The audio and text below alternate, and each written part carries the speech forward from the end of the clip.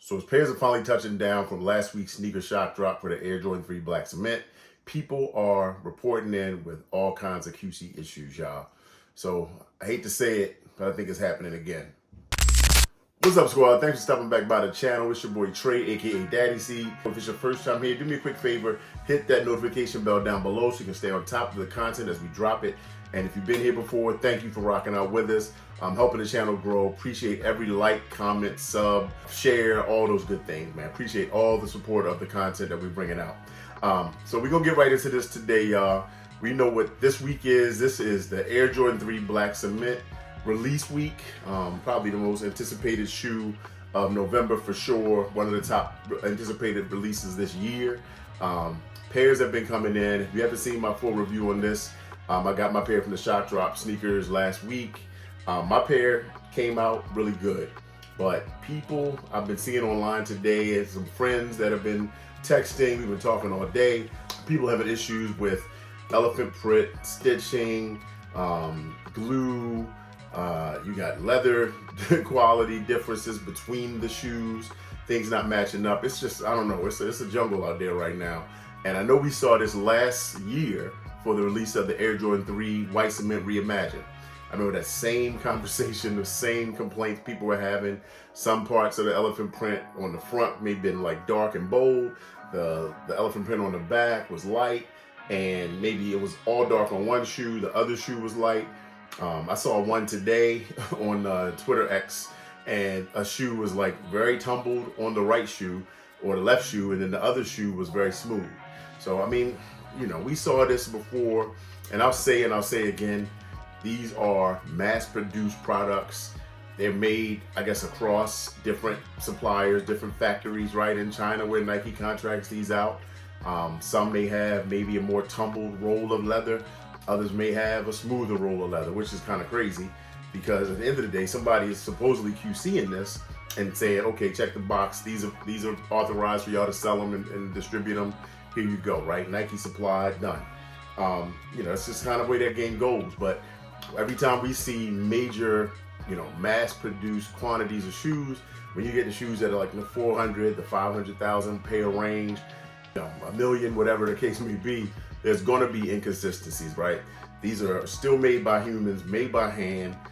They're not designer. I mean, I know we pay some of these prices and we feel like it's like a designer good we're getting, but like, you know, you buy a designer, something made in Italy, is made by hand by like, you know, a small group of folk that have one supplier for all the materials.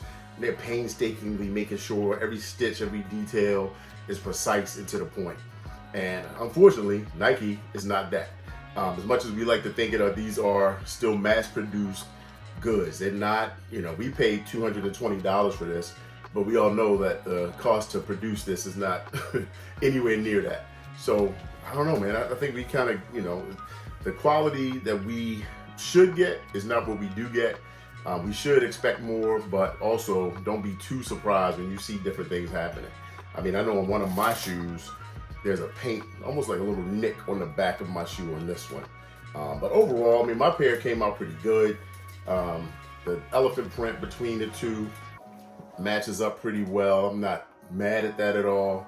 I saw somebody talking earlier about the tongue on their shoes, where the Jumpman was kind of vertically up and down and the other shoe was kind of slanted. I haven't even honestly looked that hard at them yet, to be honest.